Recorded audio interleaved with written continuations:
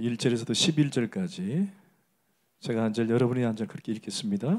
제가 먼저 읽습니다. 예수께서 12제자에게 명하기를 마치시고 이에 그들의 여러 동네에 가르치시며 전도하시려고 거기를 떠나 가시니라.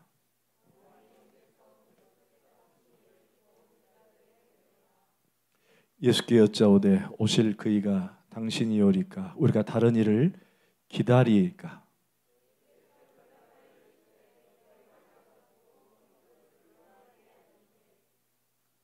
맹인이 보며 못 걷는 사람이 걸으며 나병 환자가 깨끗함을 받으며 못 듣는 자가 들으며 죽은 자가 살아나며 가난한 자에게 복음이 전파된다 하라.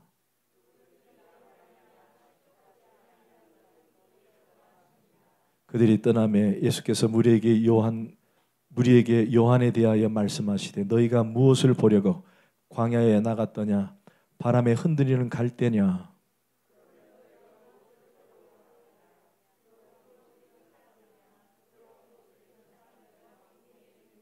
그러면 너희가 어찌하여 나갔더냐 선지자를 보기 위함이었더냐. 옳다 내가 너희에게 이르노니 선지자보다 더 나은 자니라.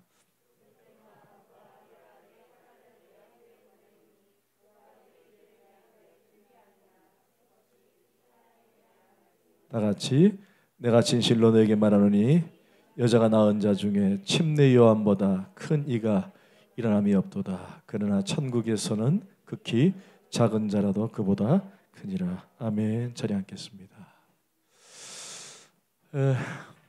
나중에 또 소개를 하겠지만 우리 사랑으로 재우와 우리 가람이가 함께 오늘 예배에 참석했습니다. 신혼여행 잘 갔다 왔어요?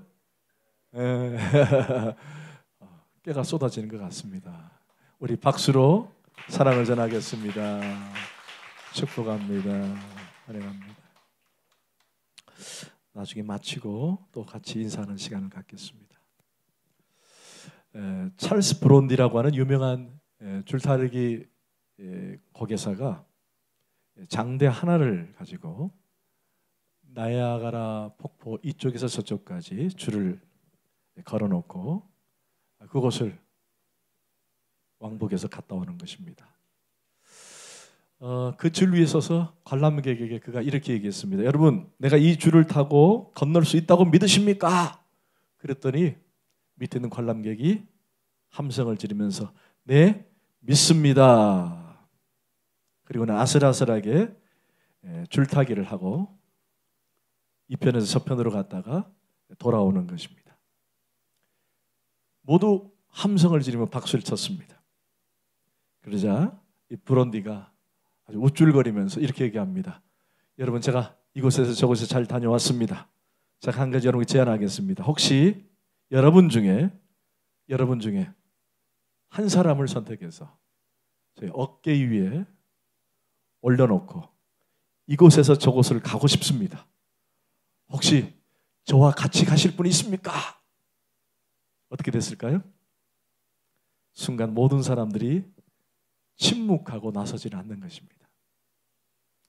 그런데 이때 한 소녀가 일어나서 브론디 앞에 딱 나타나는 거예요. 거기 사는 그 소녀를 어깨에 태우고는 반대편까지 무사히 갔다가 돌아왔습니다. 그러자 관람객들은 더 없는 환호를 보냅니다. 어떻게 저럴 수 있느냐. 그 소녀에게 더 극칭찬을 하는 거예요. 이윽고 관람객들이 그 소녀에게 묻습니다. 무섭지 않았느냐? 어디 사느냐? 이렇게 질문하자 이때 이 소녀가 이렇게 얘기합니다. 저 고개사가 저의 아버지입니다. 이 딸은 아버지를 진정 신뢰하였고 아버지께 맡길 수 있었던 거죠. 여러분, 우리 안에는 교회에 익숙한 사람들이 많이 있습니다. 어렸을 때부터 교회를 다녔고 또 교회 봉사도 했고 또 성가대도 하고 집사 직분을 받고 장로 직분을 받고 매우 나름의 신앙생활을 한다라고 생각하는 분들이 아마 많이 있습니다. 그런데 문제는 결정적 순간에 불신앙적인 사람들이 있다라는 거예요.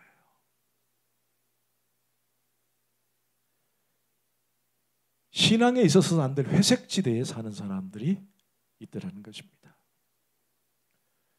겉으로는 예수를 믿는 것 같은데 내면으로 들어가면은 회의적이고, 다른 사람에게는 내가 교회를 다닌다라고 말을 하지만 그러나 자신의 내면은 늘 무너지는 모습을 자기 혼자만 유지한 채 살아가는 사람들. 저는 이 시간에 여러분에게 질문하고 싶습니다. 정말 여러분은 여러분 안에 예수님이 계십니까? 여러분, 예수님이 있다는 걸 확실하게 대답할 수 있습니까? 여러분, 어떤 분은 예수를 잘 믿는 것 같습니다. 그런데 어떤 때는 과연 저분에게 구원이 있을까? 하나님도 없는 것 같은 모습, 그렇게 드러날 때가 있더라는 거예요. 여러분, 교회 안에 얼마든지 있습니다.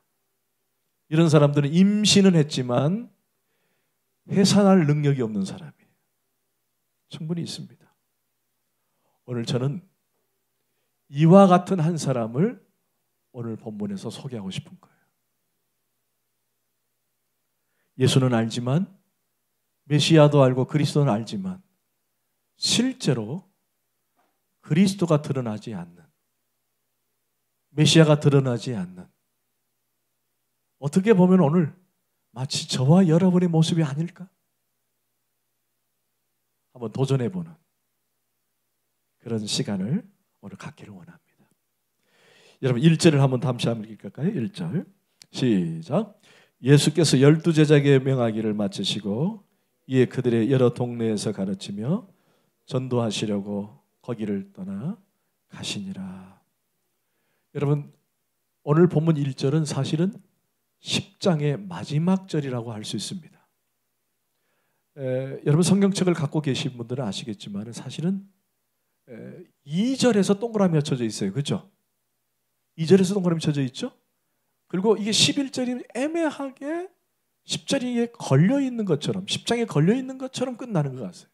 그래서 이게 왜 무슨 말이냐면은 사실은 오늘 본문 1절은 10장의 마지막 엔딩이라고 할 수 있어요. 앞서 예수님께서 제자들과 함께 전도를 하시고 전도 훈련을 하시고 그리고 이제 마무리를 짓는 것, 이렇게 끝나는 것입니다. 그리고는 2절로 들어가죠. 자, 여러분 2절을 한번 보실까요? 시작. 요한이 옥에서 그리스도께 하신 일을 듣고 제자들을 보내었다. 우리가 성경을 읽다 보면은 1절과 2절이 그냥 며칠 상환으로 이렇게 진행된 것처럼 느낄 수가 있어요.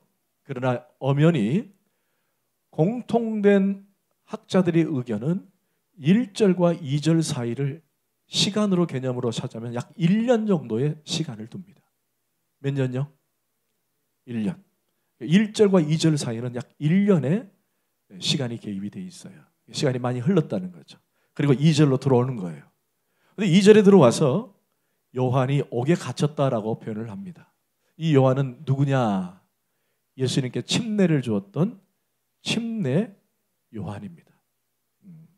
우리 장로교에서는 세례 요한이라고 말하지만 우리 침례교에서는 침례 요한이라고 말을 합니다. 뭐 또 같은 얘기니까 여러분 이해해 주시고 들으길 바랍니다. 그런데 그가 옥에 갇혔습니다. 어디 갇혔다고요? 옥에, 감옥에 갇힌 거예요. 감옥에. 자, 여러분 감옥에 갇혔다. 그럼 왜 갇혔을까요?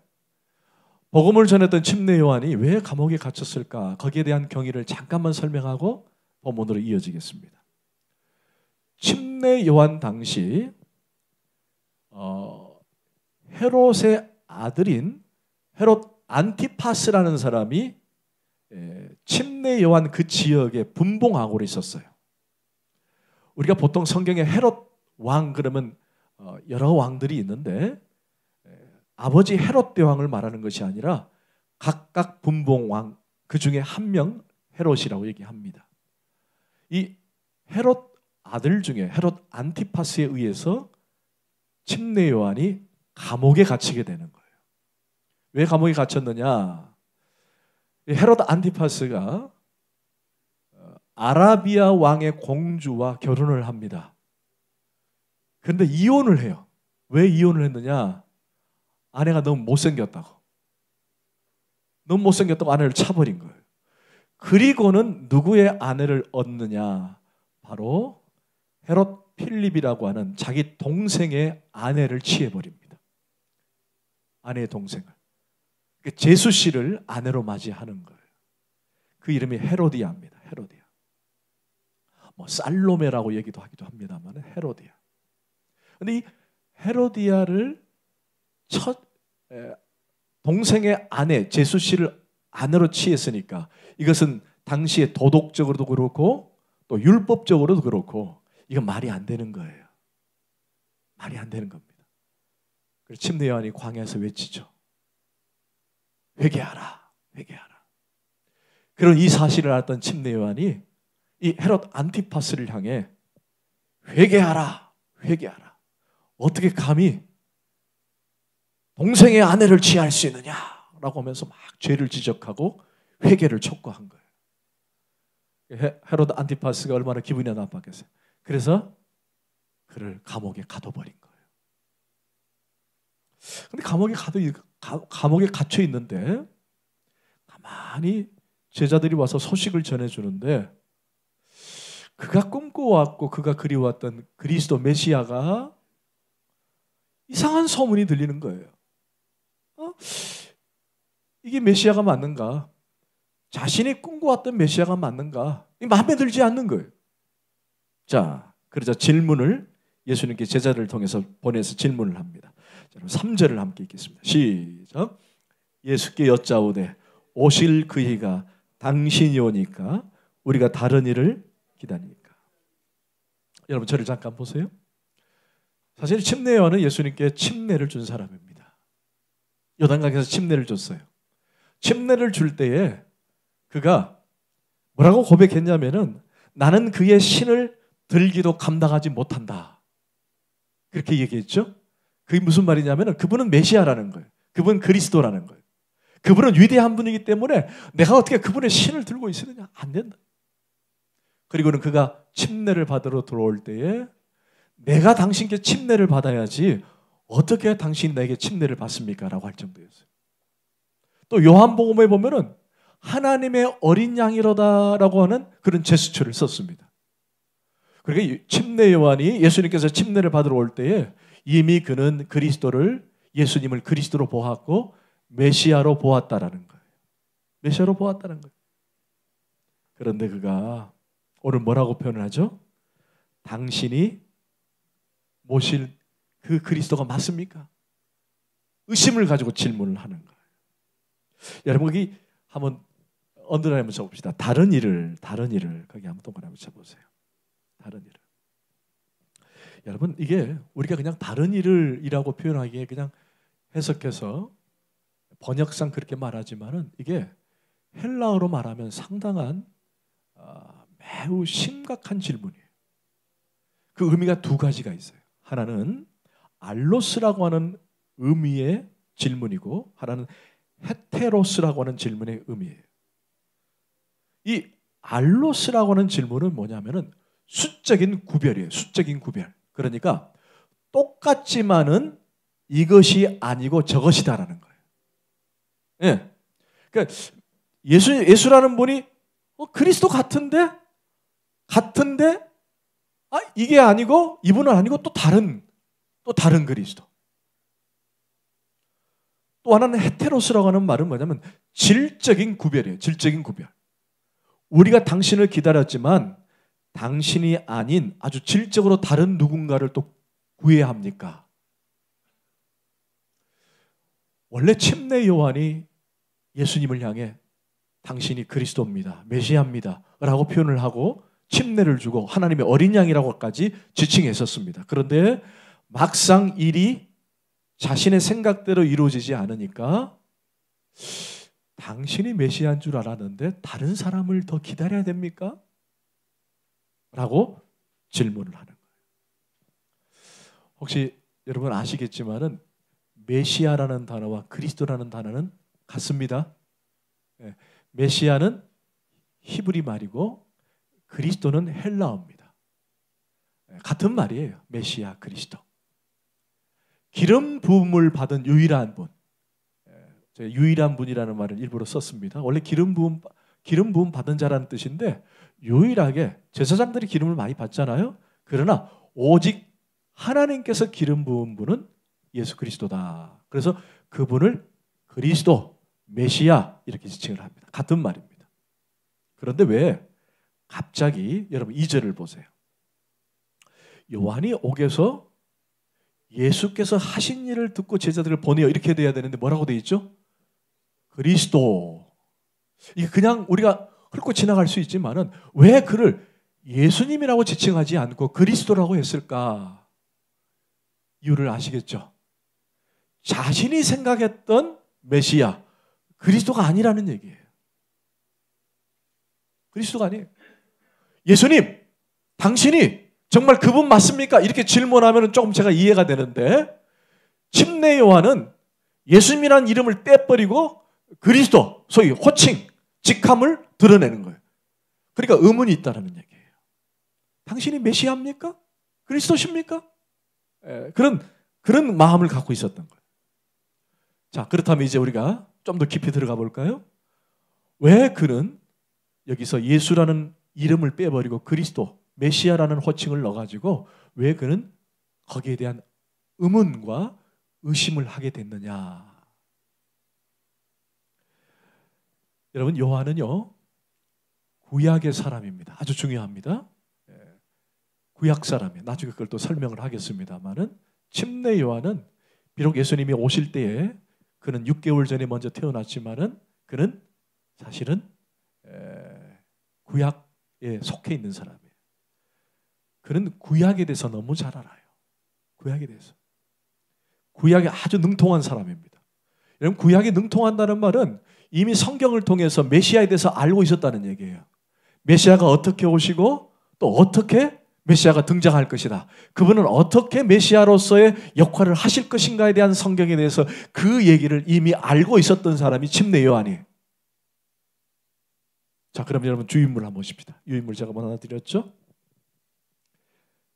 요한이 그리스도를 어떻게 이해하고 있었는지 먼저 이사야 35장 5절에서 6절까지 말씀. 시간 관계상 유인물을 여러분 나눠드렸습니다. 한번 읽어볼까요? 시작. 못 듣는 사람의 귀가 열릴 것이며 그때 저는 자는 사슴같이 뛸 것이며 말 못하는 자의 혀는 노래하리니 이는 광야에서 물이 솟겠고 사망에서 시냇물이 흐를 것이라. 여기 5절에 처음에 어떻게 시작을 했죠? 그때에 그리 돼 있죠? 그때가 뭐냐? 이게 약 700년 전에 메시아가 오시기 전에 약 700년 전에 예언된 말씀이에요. 예언의 말씀이에요. 그리스도가 오시기 전 700년 전에 예언된 말씀 가운데 그때라는 말은 그때 당시에 현재에서 그리스도가 오시면은 이라는 뜻이에요. 그리스도가 오시면. 여러분 그리스도가 오시면 어떤 일이 일어나는지 아시겠죠? 막 신비로운 기적들이 일어나는 거예요. 뭐 맹인들이 눈을 뜨고 못 듣는 사람들이 막 보게 되고 귀가 열리고 또 사막에 물이 흐르고 막 그렇게 될 거라는 얘기예요. 이렇게. 자, 그런데 그뿐만 아니라 4절 시작. 겁내는 자들에게 이르기를 굳세어라 두려워하지 말라 보라 너희 하나님이 오사 보복하시며 갚아주실 것이라 하나님이 오사 너희를 구하시리라. 자, 하나님이 오시면 어떻게 되죠? 보복하시고 갚아주실 것이다. 즉 그리스도가 오시면은요 천지개벽이 일어난다는 거예요. 침례 요한이 말하고 있는 것, 지금 침례 요한이 생각하고 있는 것은 그 바탕이 어디 있냐면 이사야서의 바탕을 두고 있는데 만약에 이사야서의 그 말씀대로 그리스도가 오시면은 어떻게 된다? 천지개벽이 일어나는 거예요. 보복해 주시는 거예요. 보복. 갚아주시는 거예요. 어떻게? 지금 정치적으로 로마 군인들이 다 도망갈 거라는 거예요. 메시아가 등장하면 로마 군병들이 다 도망가고 쓰러질 것이고 헤롯 분봉왕이 넘어질 것이고 그리고 그들이 꿈꿔왔던 다윗의 꿈, 솔로몬의 꿈이 다시 재현되어서 아름답고 평안한 평화의 나라가 이 예루살렘 성에서 이루어질 것이다. 보복하고 심판하고 싹 쓸어버리는 그분이 누가 하실 거라는 얘기예요. 메시아, 오실 그리스도가 하실 거라는 얘기예요. 그런데 감옥에서 가만히 들어보니까, 제자들을 통해서 들어보니까 그런 소식이 있어요, 없어요? 없거든요. 뭐 로마군을 막 제압하고 로마군을 다 쫓아버리고, 그리고 그들이 꿈꿔왔던 성들이 막 재건되고 막 그런 일들이 전혀 없는 거예요. 그러니까 침례 요한은 메시아를 어떻게 생각했느냐? 혁명적, 정치적, 심판적 메시아를 생각하고 있었다라는 것입니다. 자, 거기다가 자신처럼 억울하게 옥에 갇힌 사람을 풀어주는 것으로 그런 이해를 했어요. 여러분, 유인물을 보십시다. 61장 1절 말씀 시작. 주 여호와의 영이 내게 내리셨으니 이는 여호와께서 내게 기름 부으사 가난한 자에게 아름다운 소식을 전하게 하려 하심이라. 나를 보내사 마음이 상한 자를 고치시며 포로된 자에게 자유를, 갇힌 자에게 뭐요? 노임을 선포하라. 여러분 생각해 보세요. 이사야서를 늘 묵상했던 침례 요한이 메시아가 오면은 혁명적인 일이 확 일어날 것이고, 자신이 감옥에 갇혀 있으면은 그분이 오셔서 자신을 풀어주고 노임을 해주고 매임에서 노임을 주고 그런 역사가 일어날 것인데, 그런데 가만히 보니까 메시아라는 그분이 오셨는데 그런 일이 일어나요, 안 일어나요? 안 일어나는 거예요. 안 일어나니까 그가 다른 일을 기다려야 합니까? 여러분 이제 본문이 이해가 되시죠? 다른 일을 기다려. 당신이 메시아라고 하는데 당신 말고 또 다른 누가 있습니까? 그분을 기다려야 합니까? 그게 오늘 침례 요한이 그리스도를 보는 입장이었습니다. 여러분 저를 잠깐 볼까요? 그런데 여러분 이런 현상이 우리에게 있을까 없을까요? 있어요, 없어요? 얼마든지 있습니다. 하나님, 왜 나에게 이런 일이 생깁니까? 당신이 살아계신다면, 당신이 존재한다면 왜 이런 일이 나에게, 우리 가정에게 왜 이런 일이 있습니까? 당신이 그리스도 맞습니까? 당신이 내가 믿는 예수가 맞습니까? 하나님이 맞습니까? 얼마든지 우리에게 이런 일이 있고 일어날 수 있다는 거예요.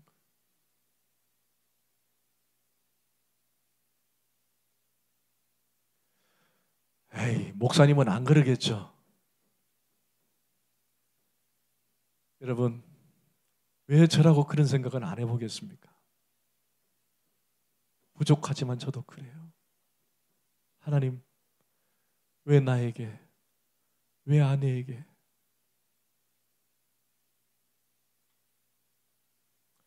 우리가 신앙생활 하다 보면 여러 가지 어려움이 막 닥치고 이해할 수 없는 일이 막 닥치면요, 하나님이 계시는가?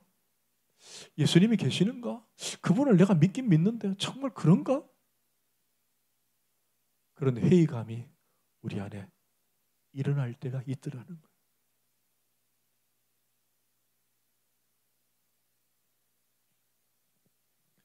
요즘 우리가 코로나 시대에 살고 있잖아요. 그죠?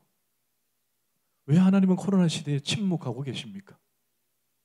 이렇게 예수 믿는 게 힘들고, 아니 코로나 시대에 사업도 안 되고 직장도 어렵고 세상 사람들도 막 조롱하고 교회 다니는 것 때문에 막 우리한테 막 보복하고,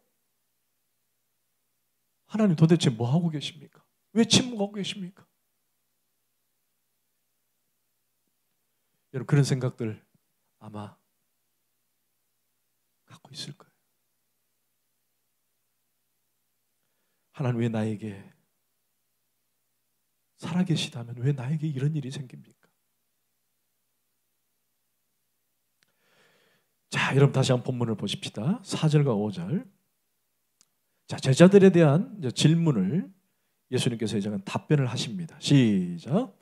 예수께서 대답하여 이르시되 너희가 가서 듣고 보는 것을 요한에게 알리되 맹인이 보며 못 걷는 사람이 걸으며 나병 자가 깨끗함을 받으며 못 듣는 자가 들으며 죽은 자가 살아나며 가난한 자에게 복음이 전파되리라. 여러분 이 얘기는 누가 했어요? 이미 구약에 누가 했죠? 이사야가 했어요. 그걸 또 인용해서 또 하시는 거예요. 맹인이 보게 될 것이고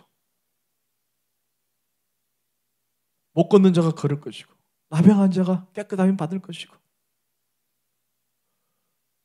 여러분 이걸 침례 요한의 제자들이 질문하니까 거기에 대한 답을 예수님이 주시는 거예요.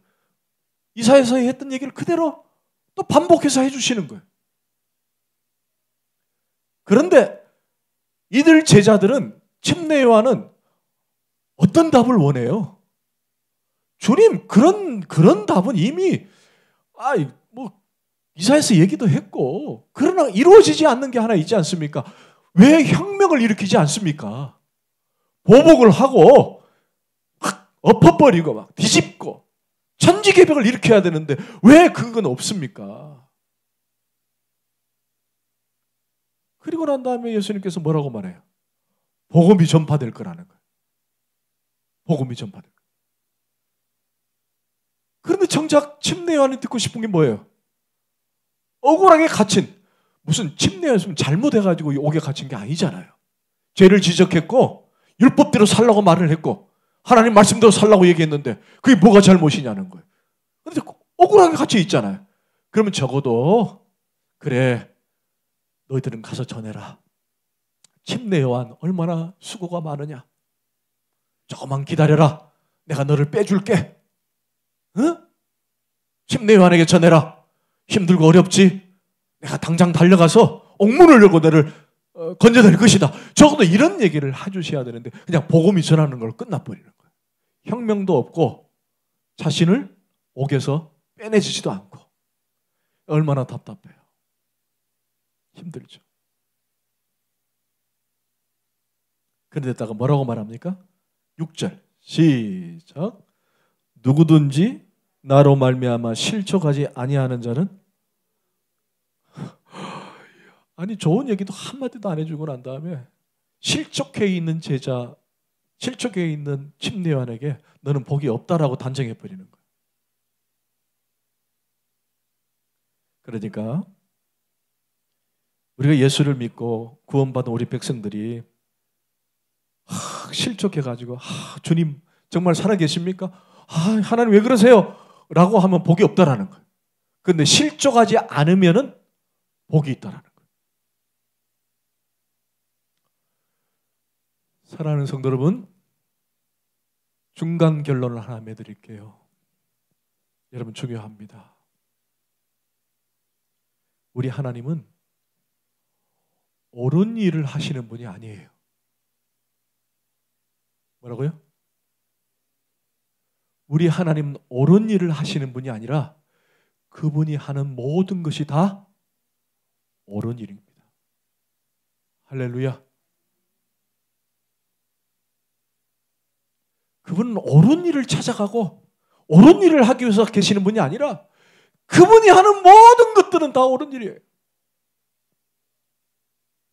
여러분의 감옥에 갇혀있고 고난에 있고 아픔이 있고 의심이 되는 모든 일들 그런 과정에서도 하시는 일이 그분이 하는 일이 옳은 거예요. 우리가 어찌할 수가 없어요. 그분이 하시는 일에 대해서. 혹시 여러분 성경에 욥이라는 사람 아시죠? 욥. 욥이 어떤 사람이에요? 당대에 그런 의인이 없어요. 마치 여러분처럼 믿음 생활 잘하고 믿음을 잘 지키는 사람이 당대에 그런 사람이 한 명도 없었어요. 오직 유일하게 욥이라는 사람 딱 한 사람만 있었어요. 근데 사단이 하루는 와가지고 하나님께 에이 저게 아무리 믿음이 좋다고 해도 정말 믿음이 좋을까? 내가 한번 가서 한번 건드려 줄 테니까 한번 저에게 한번 맡겨볼래요? 그러니까 하나님께서 욥의 생명만은 절대로 건드리지 말고 네가 하고 싶은 다 해라. 그리고 시험을 내줘요. 그러자 사단 마귀가 와가지고 온갖 재산들 다 뺏어가 버리고 자녀들 다 데려가 버리고, 그러니까 주변에 있던 친구들이 와가지고 야, 꼴 좋다. 너 하나님 믿는다면서? 너 하나님 믿는다면서? 꼴 좋다. 너 하나님 믿는데 왜 그래? 하나님 믿는데 왜 그래? 너 혹시 죄 지은 거 있지? 빨리 고백해. 빨리 고백해. 근데 욥이 아무리 봐도 내가 하나님께 죄 지은 게 없거든요. 근데 친구들이 와가지고 네 죄 지었다는데. 혹시 여러분 성경에 그 욥기서에 처음은 미약하나 나중은 창대하리라 그 성경 있죠? 그 절대 좋은 구절이 아닙니다. 그 절대 그래. 친구들이 그 아주 야가 빠진 얘기로 한 얘기예요. 한번 들어보, 앞뒤 문맥을 잘 보셔야 돼요. 근데 식당에 가면은 처음은 미약하나 나중은 창대하리라 해가지고 그걸로 막 선물하는 사람들이 있더라고요. 근데 그게 별로 좋은 구절이 아닙니다. 친구들이 한 얘기예요. 막 약 올렸어요. 욥이 하루는 너무 힘들어가지고 피부병이 생겨서 기와장으로 막 긁고 있는데 아내까지 막 저주를 밟는 거예요. 당신 하나님 뭐 잘못한 거 있지? 그냥 하나님이 저주하고 죽어버려. 저주를 밟는 거예요. 그때 하나님께서 욥을 향해서 이렇게 얘기해요. 욥아, 너 힘들지?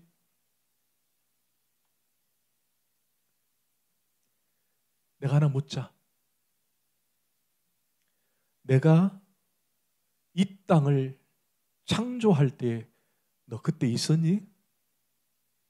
있었어요? 없었어요? 없었거든요.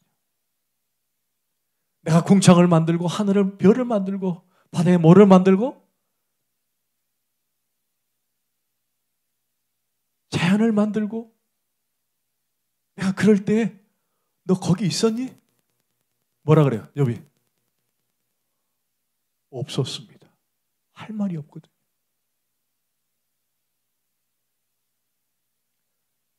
하나님은 창조주 하나님이세요. 그 하나님이 하시는 일은 그냥 가시는 거예요. 그런데 거기에 우리가 왈가불가해서 내가 어떻게든 내가 그분의 마음을 고치고 내가 원하는 대로 내 힘드니까 내 연약하니까 내 생각대로 내 마음대로 그분이 따라올 것이다? 절대로 아니라는 얘기를 욥에게 해주고 싶은 거예요. 내가 천지를 창조할 때 네가 그 일에 뭘 도와주기라도 했느냐? 없었지 않느냐?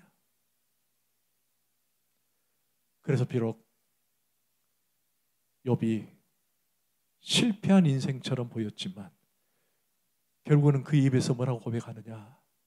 내가 하나님에 대해서 듣기만 했지만 이제부터는 내가 하나님을 직접 눈으로 보는 것과 같다라고 고백을 합니다. 회개를 해요. 여러분 오늘 기억하십시다. 여러분들이 막 하나님께 때를 써요. 막 때를 쓰고 안 되니까 막 때를 쓰고 내가 심기가 너무 불편하고 아프고 하나님 왜 이러세요? 하나님 왜 이러세요? 라고 한다고 해서 하나님께서 가시고자 하는 그 길을 수정해서 바꿔서 가시는 분이 아니라는 얘기예요. 여러분 기억하셔야 돼요. 내가 내 아들 독자 예수를 너에게 보낸 것은 침례 요한이 심기가 불편하고 침례 요한이 꿈꿨던 혁명적 그 그리스도를 만들기 위해서 침례 요한이 요구해서 침례 요한이 원해서 그 그리스도를 그 각도로 맞추고자 내가 그리스도를 보낸 것이 아니라, 이해가 되시죠? 아니라는 거예요. 침례 요한이 꿈꿨던 혁명적이고 천지 개벽을 일으키는, 그래서 침례 요한의 생각 그 메시아가 그 그리스도가 아니라는 얘기예요. 그 그리스도는 누구의 그리스도예요? 하나님의 그리스도라는 거예요. 하나님의 그리스도. 그래서 그분은 침례 요한이 요구하는 대로 가는 것이 아니라 하나님께서 계획하신, 하나님께서 꿈꾸었던, 내가 사랑하는 자녀들이 구원받고 내가 사랑하는 자녀들이 회복되고 내가 사랑하는 자녀들이 천국에 가는 그 꿈을 이루기 위해서 내가 잘 아는 독자 예수는 묵묵히 어디로 가야 되는 거예요? 혁명의 길로? 아니라는 얘기예요. 그는 묵묵히 우리를 위해서, 죄에 빠져 죽어가는 우리를 위해서 그분은 십자가로 가야 되는 것이 그분의 계획이었던 거예요. 할렐루야. 너무 하나님의 생각과 침례 요한의 생각이 너무 다르잖아요. 여러분 이걸 믿으십니까? 믿으십니까? 그렇다면 이제 우리에게 적용을 해보는 거예요.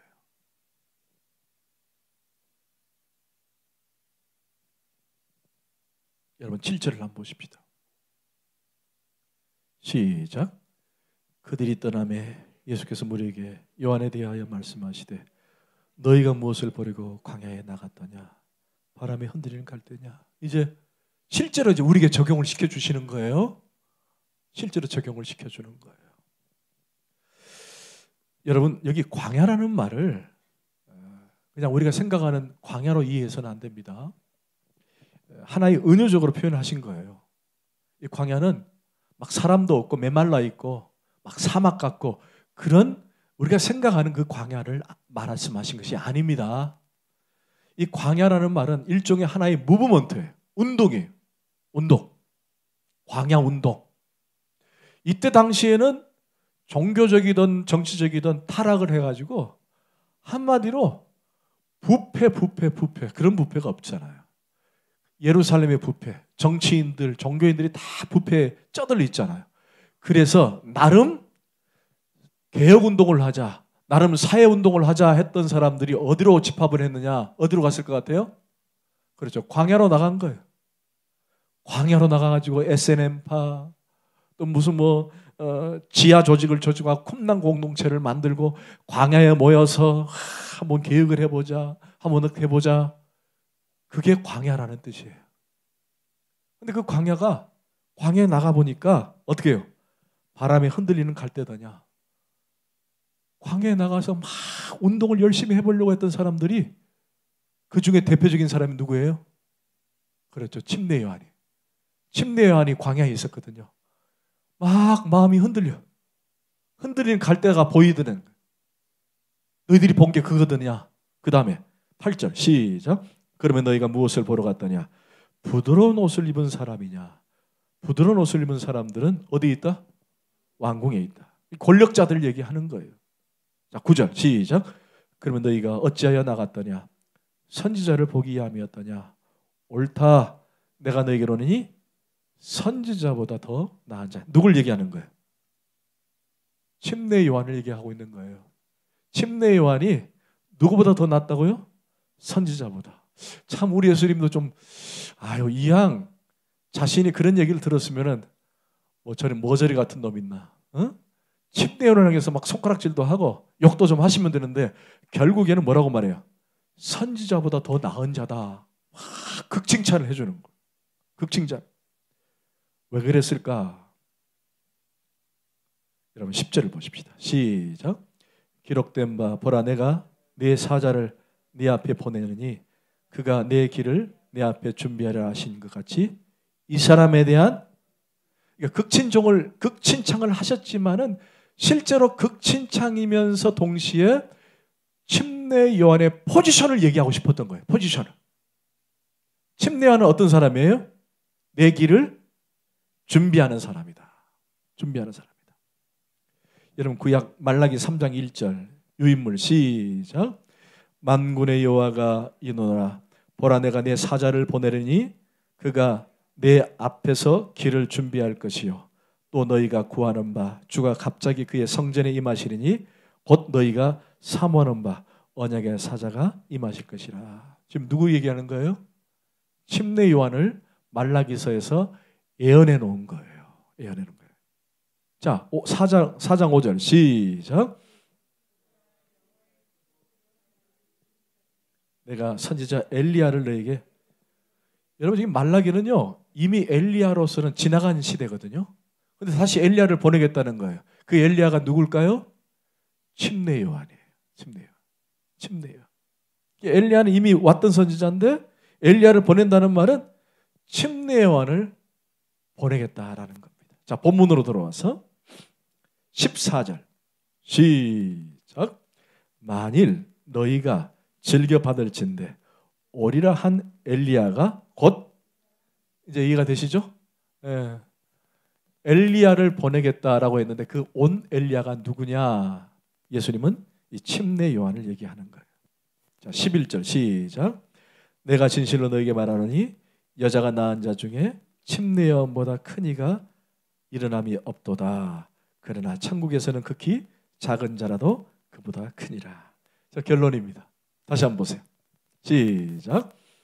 내가 진실로 너에게 말하노니 여자가 낳은 자 중에 침례 요한보다 큰 이가 일어남이 없다. 자, 여기까지만. 침례 요한을 지금 칭찬을 하신 거죠? 예. 여자들 낳은 자 중에 누가 제일 크다는 거예요? 예? 침례 요한이 크다는 거예요. 침례 요한이. 예. 자, 그러면 칭찬 두 가지를 했어요. 첫 번째 칭찬은 선지자 중에 최고다. 그랬죠? 선지자 중에 최고다. 또 하나는 여자가 낳은 자 중에 제일 크다. 네, 제일 크다. 두 가지 칭찬을 했어요. 별로 이게 그렇게 큰 칭찬이 아닌 것처럼 느껴지십니까? 아니, 여러분들이 예수님께서 지금까지 낳은 자 중에 네가 제일 크다. 그런 얘기예요. 그래도 별로 안 느껴집니까? 그럼 여러분 마음속으로 한번 생각해. 내가 옆에 남편보다 내가 더 크대. 아내보다 내가 크대. 목사님보다 더 크대. 한번 생각을 해보세요. 그 대단한 일이잖아요. 그런데 지금까지 그리스도를 메시아로 드러내고 오실 거라고 예언했던 선지자들보다 더 크다. 선주장의 선자요. 낳은 아이들 중에 제일 크다. 누가? 침례 요한이. 13절 시작. 모든 선지자와 율법이 예언한 것은 요한까지다. 요한은 신약에 있는 사람이 구약에 있는 사람이에요. 그러니까 구약에 있는 사람이라는 거예요. 모든 율법의 마지막 그 선에 서 있는 사람이 누구라고요? 요한이다. 아시겠죠? 이제 요한이다. 그래서 비교를 해주는 거예요. 선지자 중에 가장 위대한 사람이고 앞서 많은 사람이 나왔지만은 그 중에서 가장 큰 자이고 대단한 사람이다라고 설명한 거예요. 그런데 거기까지라는 거예요. 어디까지? 거기서 구약이 끝난다는 거예요. 누구를 중심으로? 침례 요한을 중심으로. 침례 요한을 딱 끝으로 구약은 끝났다는 거예요. 그런데 여기까지 요한을 높이 칭찬을 하는데 정말 중요한 것은 11절을 다시 보는 거예요. 여러분 매우 중요하기 때문에 다시 한번 크게 읽어야 됩니다. 시작. 내가 진실로 너에게 말하느니 여자가 낳은 자 중에 침례 요한보다 큰 이가 이람이 없도다. 그러나 전치사 n을 썼어요. 그러나 거기 동그라미 그러나 천국에서는 극히 작은 자라도 그러면 이제 여러분 입을 쫙 벌려야 돼요. 침례 요한보다 더 큰 이가 있어요 없어요? 있다라는 거예요. 여러분 이게 중요합니다. 그러나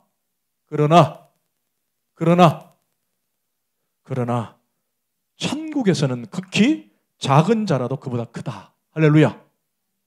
그러면 여기서 결론을 냅시다. 천국 안에서는 침례 요한보다 크다라는 거예요. 천국이 뭘까요? 천국이 뭐예요? 예수가 빠지면 천국이 아니에요.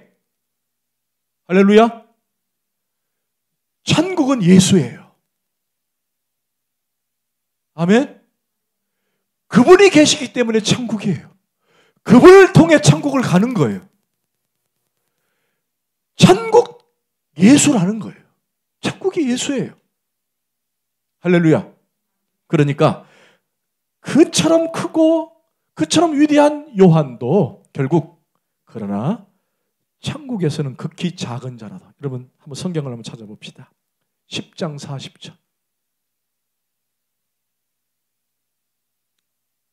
10장 40절. 시작. 너희를 영접하는 자는 나를 영접하는 것이요 나를 영접하는 자는 나를 보내시는 영접하는 자니라. 선지자 이름으로 선지자를 영접하는 자는 선지자상을 받을 것이요 의인의 이름으로 의인을 영접하는 자는 의인의 상을 받을 것이냐. 또 누구든지 제자의 이름으로 이 작은 자 중 하나에게, 거기 뭐가 나왔죠? 작은 자. 오늘 본문으로 들어가면요, 천국에서는 극히 작은 자라도 그보다 크다. 저를 보십시다. 여러분 기억나세요? 10장에서 작은 자는 누굴 말했다 그랬죠? 예수님의 제자들을 말했어요. 이때 그 제자들은요, 보잘것없었어요. 무가치했어요. 사회적으로 위치가 바닥이었어요. 그래서 그들을 가리켜서 작은 자라고 표현한 거예요. 키가 작은 사람이 아니라, 가난한 사람을 작은 자라고 말하는 것이 아니라, 예수 때문에 핍박받고 예수 믿는 것 때문에 조롱받는 사람들을 작은 자라고 표시한 거예요. 그럼 오늘 11장에서 천국에서는 누가 크다고요? 침례 요한보다 작은 자가 크다는 거예요. 누구 때문에? 예수님 때문에. 예수님 때문에. 침례 요한은 예수님을 오실 것을 미리 예비한 그런 인물입니다. 그러나 주님의 제자와 작은 자 같은 우리는 이미 그리스도가 오신 이후에 그리스도 안에서 묶여진 하나님의 자녀가 된 거예요. 그러면 누가 더 커요? 늘 기다렸던 사람이 큽니까? 이미 기다림이 끝이고 오신 그리스도를 바라보는 사람이 더 큽니까? 매일 기다리는 사람보다 이미 오셔서 그분 안에 묶여있는 우리가 더 크다라는 거예요. 할렐루야. 그래서 세상 사람들이 예수 믿는 것 별거 아닌 것처럼, 작은 것처럼 느낄지 모르지만, 그러나 예수 안에 묶여있고 예수의 이름으로 사는 우리 믿음의 성도는 누구보다 크다? 침례 요한보다 크다라는 거예요. 그래서 침례 요한처럼 그렇게 살 이유가 없다라는 얘기예요. 왜 의심하고, 왜 번민하고, 왜 너희들 그렇게 사니? 천국을 지니고 천국 안에 살고 있는 우리가 조금 고난이 오고 조금 아픔이 오고 이해할 수 없는 일이 생긴다고 한들 왜 그것 때문에 낙심하고 힘들어하고 고민하느냐? 그건 침례 요한과 같은 그런 수준의 사람이라는 얘기예요. 우리는 그렇게 살지 말라는 거예요. 이미 우리 안에 누가 계세요? 예수 그리스도가 계시기 때문에. 이미 우리 안에 예수님이 계시기 때문에 우리는 침례 요한보다 큰 자라는 것입니다. 그걸 제가 얘기하는 것이 아니라 성경이 지금 얘기하고 있어요. 아멘. 여러분들, 저를 포함해서 우리 모두는 이 어려운 시기에 참 이해할 수 없는 일들이 벌어지고, 사람에게 실패당하고, 사람에게 배신당하고, 사업에 어려움이 있고, 고난이 있고, 육체적으로 아픔이 일 때에 하나님 왜 침묵하고 계십니까? 왜 하나님은 이렇습니까? 라고 침례 요한의 마음을 갖는 것이 아니라, 이미 우리는 예수를 소유한 자로, 천국을 소유한 자로, 주님이 지칭해 주신 것처럼 너희는 침례 요한보다 큰 자이니 내가 너와 함께하니, 때와 시간은 알 수 없지만 그건 오직 주님만이 아시는 거예요. 그러나 힘들고 어려운 길이라고 할지라도 내가 너와 함께하니 너는 능히 이길 수 있는 힘이 있고 그 길을 갈 수 있다. 그러니 힘을 내라. 내 안에 그리스도가 있으니. 그게 오늘 본문이에요. 할렐루야. 여러분 세상에 살면서 다른 그 무엇 갖고 살지 마세요. 그래봤자 한순간입니다. 그 어떤 나를 결국 영원히 같이 갈 수가 없어요. 오직 예수만이 영원하신 줄 믿습니다. 여러분 기도하십시다.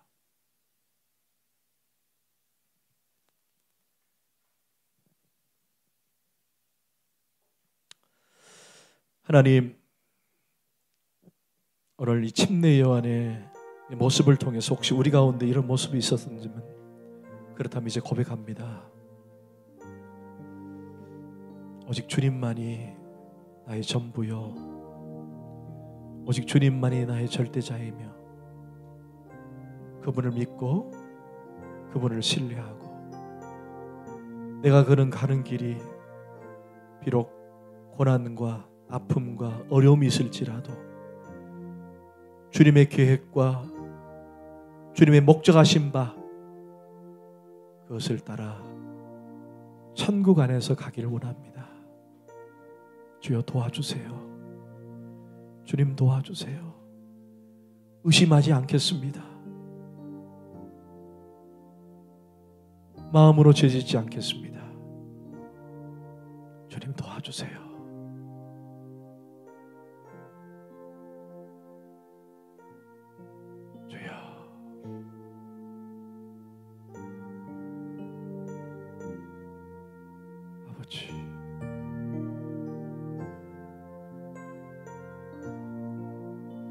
예수 그리스도 이름으로 기도합나이다.